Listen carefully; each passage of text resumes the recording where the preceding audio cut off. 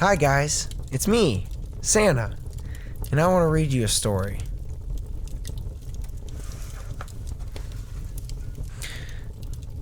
This one is called For the Man Who Hated Christmas by Nancy Gavin. It's just a small, white envelope stuck among the branches of our Christmas tree. No name, no identification, no inscription. It has peeked through the branches of our tree for the past 10 years or so.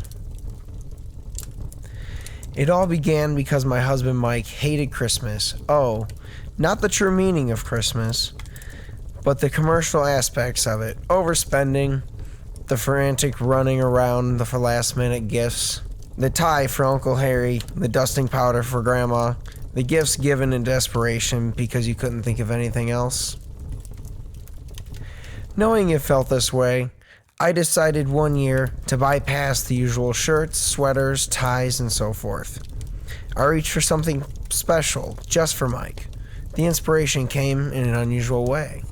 Our son Kevin, who was 12 at that year, was wrestling at the junior level at the school he attended.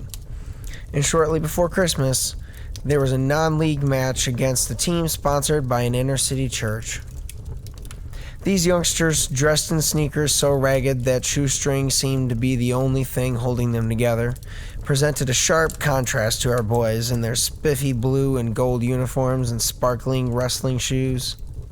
As the match began, I was alarmed to see that the other team was wrestling without headgear. It was a luxury the ragtag team obviously could not afford. Well, we ended up walloping them. We took each weight class, and as each of their boys got up from the mat, he swaggered around in his tatters with false bravado, a kind of street pride that couldn't acknowledge defeat. Mike, seated beside me, shook his head sadly.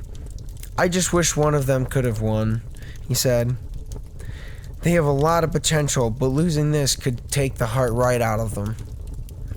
Mike loved kids, all kids, and you knew them having coached Little League football, baseball, and lacrosse. That's when the idea for his present came. That afternoon, I went to the local sporting goods store and bought an assortment of wrestling headgear and shoes and sent them anonymously to the inner-city church. On Christmas Eve, I placed the envelope on the tree, the note inside telling Mike what I had done and that this was his gift from me.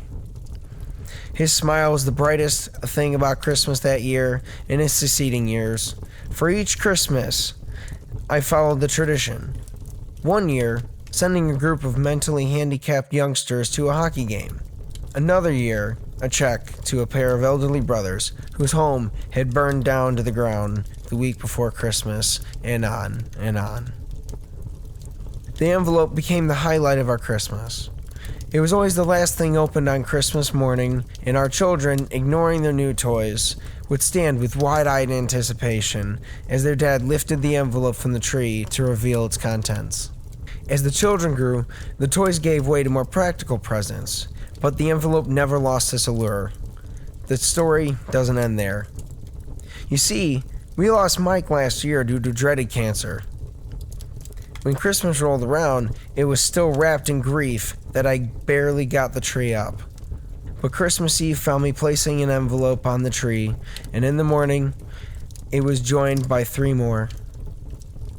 Each of our children, unbeknownst to the others, had placed an envelope on the tree for their dad.